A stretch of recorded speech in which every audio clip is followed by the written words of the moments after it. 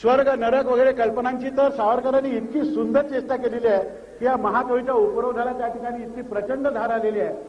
आपल्याला सगळ्यांना तसं बघायला गेलं तर आपण इहलोकात राहून सुद्धा मनाने परलोकवासीच असतो. तिथे आपली जागा बरोबर मिळते की नाही ह्याची आम्हाला चिंता जास्त आहे. रोज एका बसमध्ये तुला मिळत नाही जागा, तिथे नीट काय होईल याचा काही विचार कर, तिथली मिळेल.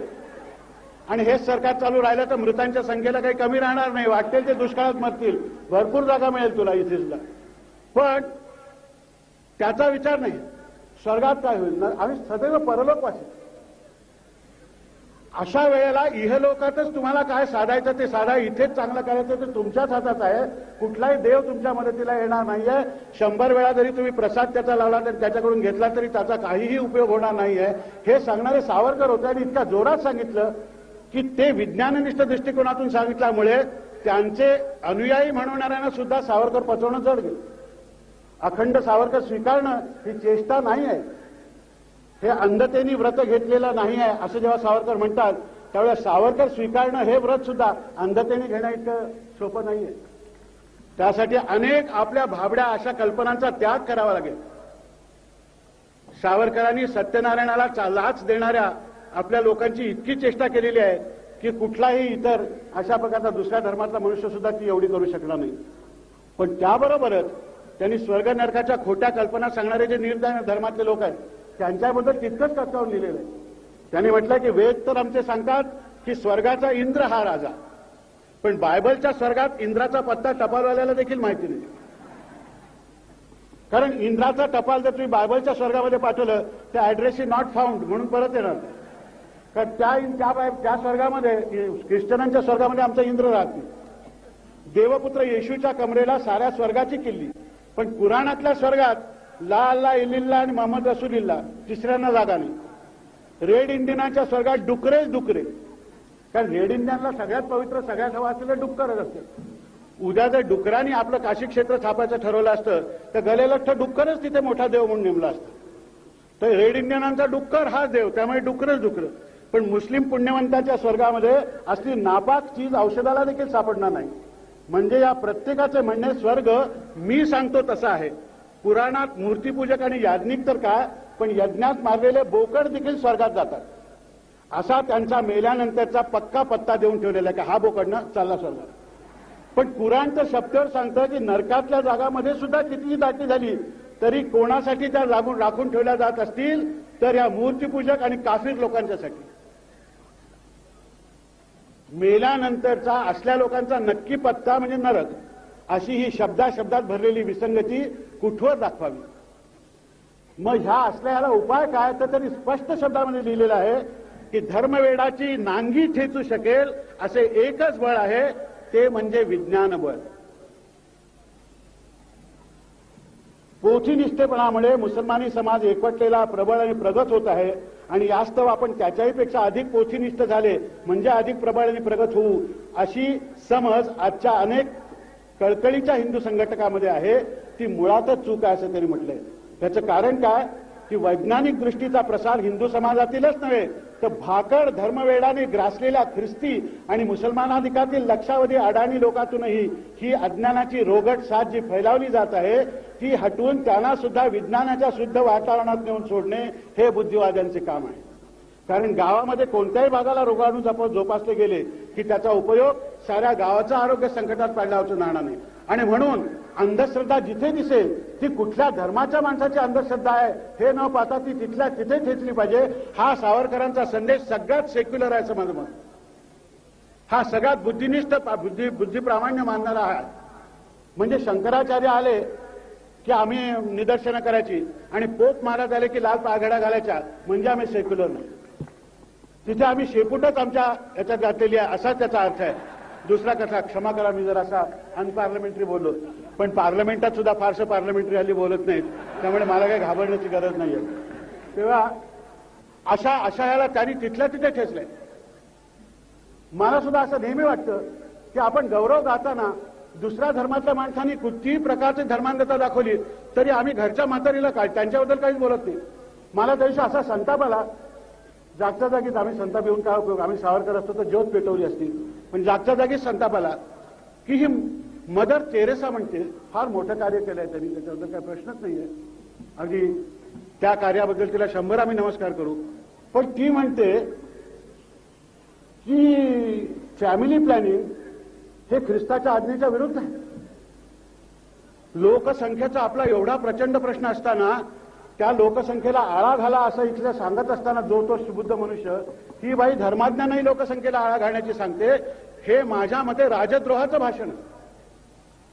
याबद्दल तिचा निषेधच झाला पाहिजे, मग ती कितीही मोठी असली तरी चालेल. अशा वेळेला आपण गप्प बसणं हे बरोबर आहे असं मला वाटत नाही. अशा वेळेला तिला विरोध करणं म्हणजे मी धर्मांधता माझी त्या धर्माचा नसल्यामुळे ठरवणं असा विचार करणंच चूक आहे. शंकराचार्यांनी जितकं दिवसा पालखीमध्ये बसून, म्हणजे गावाच्या वेशीपर्यंत मोटरनी यायचं आणि गावात शिरल्याबरोबर पालखीत जायचं आणि दिवसा मशाली लावायची, त्याची सावरकरांनी खूप चेष्टा केलेली या गोष्टीची. पण तेच तुम्हाला सांगतो, पापमुक्ततेचे 5 वाटणारे पोप त्यांच्याकडे होऊन गेलेले आहेत, त्याचा जर उल्लेख आम्ही केला तर त्यात काय चुकलं? सावरकरांचं एकच चुकलं की प्रिय अप्रिय होईल की नाही आपलं भाषण याचा विचार न करता त्यांनी एखाद्या वैज्ञानिकाप्रमाणे सत्याची कास धरली. न ब्रूयात सत्यम अप्रियम असा एक धूर्त सल्ला देऊन ठेवलेला आहे, तो त्यांनी मानला नाही. ज्या वेळेला त्यांना सांगावंसं वाटलं की नाही आहे, हे बरोबर नाहीये, हे बुद्धिप्रामाण्याला सोडून आहे, त्यावेळेला त्यांनी सांगितलं. त्यांनी आपल्या संतांच्या कामगिरीबद्दल म्हणताना सुद्धा काय आता आला म्हणजे माझं ऐकावंसं वाटतं, याच्याबद्दल मी आनंद आपला आभार आहे. तर काय सांगत होतो, हा, तर अशा संतांच्या बद्दल लिहिताना सुद्धा त्यांनी सांगितलं की चमत्कार वगैरे बोंधूपणा हा बरोबर नाही आहे, हे त्या काळामध्ये त्यांनी सांगितलंय. त्यांनी एका ठिकाणी म्हटलेलं आहे की ज्ञानेश्वरांची भिंत तर इथून तिथे चालत गेली, तर अल्लाउद्दीन खिलजीचं सैन्य येत असताना त्याला आडवं का टाकायला गेली नाही. हा सवाल फारसा आपल्याला मनातून फारसा हे होणारा नाहीये, सुखदायक नाहीये, पण तो सत्य, याला काय करायचं, ते सत्य ते बोलून गेले त्यावेळेस. त्यांनी या सगळ्या संतांच्या याच्याबद्दल लिहिलेलं आहे. पण त्याला दुसरी एक बाजू आहे, हा विचार करणाऱ्या माणसाची सुद्धा बुद्धिमत्ता आपण लक्षात घेतली पाहिजे. असे चमत्काराच्या गोष्टी लिहिणारे जे असतात त्यांची तरी काय बुद्धिमत्ता असणार जास्तीत जास्त. आमचे कीर्तनकार होते, ते कृष्णाचा चमत्कार सांगत होते की द्रौपदीला वस्त्रहरणाच्या वेळेला द्रौपदीला कृष्ण भगवानांनी पैठण्या पुरवल्या. तिथून दुःशासन ओढतोय आणि तिथून कृष्ण भगवान पैठण्या पुरवतोय. हा त्याचे वंशज आता लक्ष्मी रोडवर आहेत. तर तो पैठण्या पुरवत होता. काय भरजरी पैठणी महाराज सांगू म्हणाले, एक एक पैठणी 50-50 रुपयाची.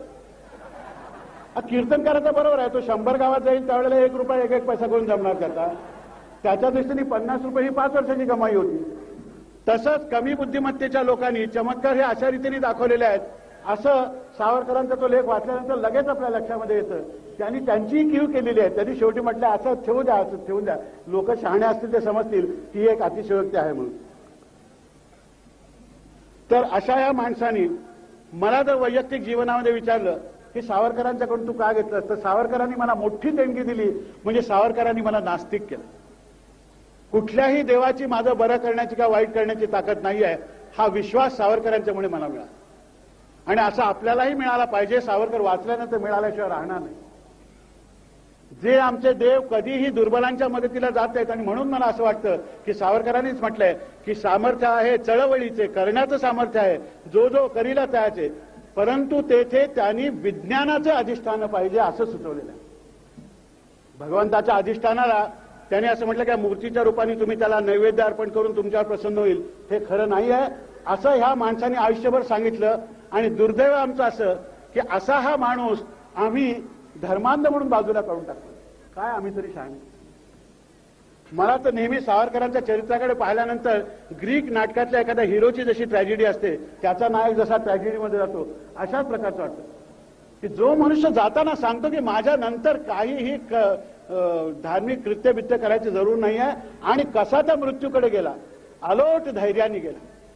त्यांचं जाणं या जगामध्ये येणं आणि बालपण जितकं तेजस्वी, तितकंच वार्धक्याचं त्यांचं मृत्यूकडे जाणं हे सुद्धा तितकंच तेजस्वी होतं. मृत्यूकडे असे चालत चालत गेलेले आहेत. मृत्यूला रोज तू माझ्या दारात इतका आलास, आता थोडा पुढे, आता थोडा पुढे, आता थोडा पुढे, आता कर हस्तांदोलन माझ्याशी, असं जणू काय सांगावं असं सांगत सावरकर गेले. त्याचा सुद्धा काही कुठे तमाशा केला नाही, त्याचा सुद्धा कुठे गाजावाजा केला नाही. असा हा थोर पुरुष आता असा हा थोर पुरुष, त्याचं गुणगान माझ्यासारख्याने काय करायचं? माझ्यासारख्याने एकच करायचं की त्यांचं स्मरण झाल्यानंतर अत्यंत कृतज्ञतेने लवून मनोमन वंदन करायचं आणि सांगायचं की त्या तुझ्या तेजातला एक तरी एवढासा कण माझ्या जीवनामध्ये आला तर मी माझं जीवन धन्य झालं असं समजेन. असं मनोमन मनामध्ये इच्छा बाळगून जगत राहायचं. या पलीकडे काही करू शकत नाही आपण. पण असं म्हणून चालणार नाही. आत्ताच्या काळामध्ये आपण परत सावरकर वाचा म्हणजे आपल्या लक्षात येईल की ज्याला इंग्लिशमध्ये म्हणतो मोस्ट रेलेव्हंट रायटर आजच्या काळामध्ये जर कोणी असेल तर ते सावरकर आहेत. की सेक्युलर म्हणजे काय, धर्मातीत म्हणजे काय, याची जर कोणाला खरी कल्पना पाहिजे असेल तर सावरकरांचे निबंध त्यांनी परत वाचायला पाहिजेत असं मला वाटतं. आपल्या उगीच आंधळेपणाने अहंकार बाळगून राहण्यामध्ये काही अर्थ नाही आहे. हा धडा आपल्याला आता घ्यायची पाळी आलेली आहे. विशेषतः कणखरपणाने आता उभं राहायला पाहिजे. असे प्रसंग आपल्यावरती आलेले आहेत. आपण तडजोडीच्या नावाखाली काय भयान कृत्य करतो हे मी आपल्याला सांगायला पाहिजे असं नाही आहे. नुकताच झालेला विवाहाच्या विच्छेदाबद्दलचा, तलाकबद्दलचा कायदा याच्या इतकं कृष्णकृत्य गेल्या कित्येक वर्षात घडलं नाही असं माझं मत आहे. तर अशा प्रकारचे कायदे आपल्या देशामध्ये येत आहेत ही भयंकर गोष्ट आहे. अशा भयंकर याच्यामध्ये जर मी आणि माझं एवढंच घेऊन बसलो आणि सावरकरांच्या एवढ्या विराट राष्ट्रवादाला जर आपण क्षुल्लक म्हटलं तर आपल्यासारखे कारण ते आपणच, याशिवाय दुसरी काही मला भाषा बोलायला सुचत नाही. अशा एका महापुरुषाला आज मी मनोमन वंदन करायला आलेलो आहे. आधी कोण बोललं असेल तर मला क्षमा करा, पण आधी कोण जर माझ्या तोंडून गेलेलं असेल, जास्त काही गरम वाक्य गेलेली असतील तर त्याला सुद्धा हे साहचर्य जबाबदार आहे असंच मी सांगेन. नाही तर माझ्या एकट्यामध्ये एवढी कुठली ताकद, बोलविता धनी कोणीतरी मागे असल्याशिवाय असं कोणी बोलूच शकत नाही. माझ्या मनामध्ये असलेला जर दडून राहिलेला जो काही थोडा सावरकर आहे त्याच्याच तोंडून ही वाक्य आलेत असं मी आपल्याला सांगतो. आजच्या या प्रसंगी या समारंभाला खरोखर जे काही सांगायचं आहे, जिव्हाळ्याने बोलायचं आहे ते आपल्याशी बोलायला ज्यांनी आयुष्य असं देशासाठी अर्पण करून टाकलेलं आहे असे अटल बिहारीजी आलेले आहेत. तेव्हा मी त्यांची जागा बराच वेळ इथे अडवून धरल्याबद्दल क्षमा मागतो आणि त्यांना सांगतो की लोकांना खरोखर जे काही ऐकायचं आहे ते आपण आता यापुढे येऊन सांगा.